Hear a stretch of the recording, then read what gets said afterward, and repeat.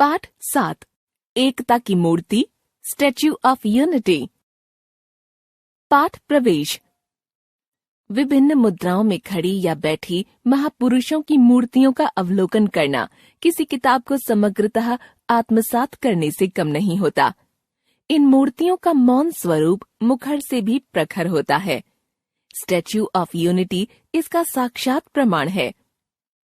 इसकी ऊंचाई चाहे जितनी भी ऊंची है, सरदार पटेल के व्यक्तित्व के सामने बौनी नजर आती है। प्रतिभा, सरिता, अर्चना, नकुल, विहान और नसीम विद्यालय के मैदान में बैठकर बातचीत कर रहे हैं। वे छुट्टियों के बाद आज मिले हैं। सभी एक दूसरे की छुट्टियों के विषय में जानना चाहते हैं। सरिता: प्रतिभा, तुम गुजरात से कब वापस आई? प्रतिभा: तुम्हें कैसे पता चला कि मैं गुजरात गई थी? परसों मॉल में तुम्हारी दादी जी मिली थी, उन्होंने बताया। हाँ, कल ही आए थे। मैं तुम्हें अपनी एक रोचक यात्रा के बारे में बताती हूँ। हम नाना जी के साथ स्टैच्यू ऑफ यूनिटी देखने गए थे। अर्चना: क्या ये मुंबई में है? अरे नहीं, ये तो गुजरात में है। असीम: गुजरात में कहाँ? यह गुजरात में भरूच के निकट नर्मदा जिले में सन 2018 में बनाया गया। असल में यह सरदार सरोवर बांध से 3.2 किलोमीटर की दूरी पर साधु बेट नामक स्थान पर है, जो कि नर्मदा नदी पर एक टापू है। स्टैच्यू ऑफ यूनिटी से नर्मदा का नजारा साफ साफ दिखाई देता है। अच्छा, उसके बारे में विस्तार से बताओ। Statue of unity Sardar Vallabh भाई पटेल की 182 मीटर 597 फुट ऊंची मूर्ति है।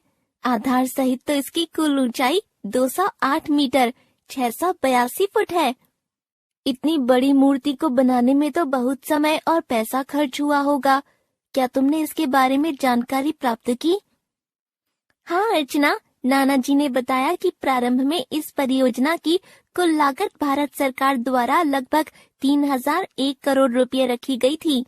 लार्सन एंड टूब्रो ने अक्टूबर 2014 में सबसे कम 2,989 करोड़ 436.39 मिलियन डॉलर की बोली लगाई, जिसमें निर्माण और रखरखाव दोनों शामिल था। यह मूर्ति इस्पात सांचे, कंक्रीट तथा कांस्य लेप से युक्त है। अच्छा। नसीम: देश के लिए सरदार वल्लभ भाई पटेल का क्या योगदान था? नसीम: वे स्वाधीन भारत के प्रथम उप प्रधानमंत्री और गृह मंत्री थे। साथ साथ सरदार पटेल भारत की एकता के शिल्पी और एक सच्चे धर्मनिरपेक्ष सेकुलर राष्ट्रवादी नेता थे। भारतीय इतिहास तथा संस्कृति के प्रति उनकी गहरी आस्था थी। आजादी की नींव को पक्का करने का श्रेय उन्हीं को जाता है। सरदार पटेल की कड़ी मेहनत और लगन का ही परिणाम है कि आज हम अखंड भारत देख रहे हैं। उन्होंने छोटे छोटे राज्यों को जोड़ने का महान कार्य किया। अच्छा, क्या भारत में अनेक राज्य थे? हाँ, भारत जब आजाद हुआ तो वहाँ 562 के लगभग छोटे छोटे राज्य थे।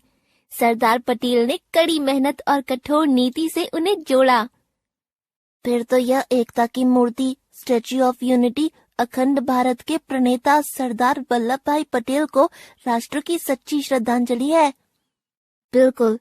एक और खास बात यह है कि इस स्मारक का शिलान्यास 31 अक्टूबर 2013 को सरदार पटेल के 138वें जन्म दिवस पर गुजरात के मुख्यमंत्री नरेंद्र मोदी ने किया और बाद में स्टैच्यू ऑफ यूनिटी का अनावरण भी नरेंद्र मोदी यानी तत्कालीन प्रधानमंत्री के हाथों से 18 अक्टूबर 2018 को हुआ। 1 नवंबर 2018 से लोगों के लिए इसे खोल दिया गया। अरे वाह, अजीब इत्तेफाक है। देखने में मूर्ति कैसी लगती है? भव्य मूर्ति है नसीम। इस मूर्ति पर कांस्य लेप किया गया है। इतनी ऊंची मूर्ति तक पहुंचने के लिए लिफ्ट तो लगी होगी ना? सब हंसते हैं। हाँ, मूर्ति की 3 मंजिलें हैं। प्रदर्शनी फ्लोर, छज्जा और छत शामिल है।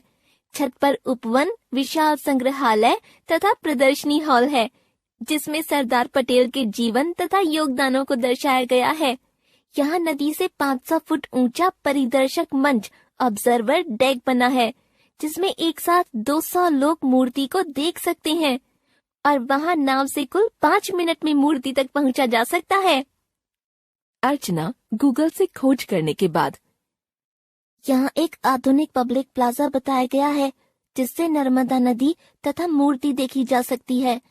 इसमें खान पान स्टॉल, उपहार की दुकानें और अन्य सुविधाएं शामिल हैं। प्रत्येक सोमवार को रखरखाव के लिए स्टैच्यू ऑफ यूनिटी स्मारक बंद रहता है। अगली बार जब हम भारत जाएंगे तो जरूर स्टैच्यू ऑफ यूनिटी देखने जाएंगे।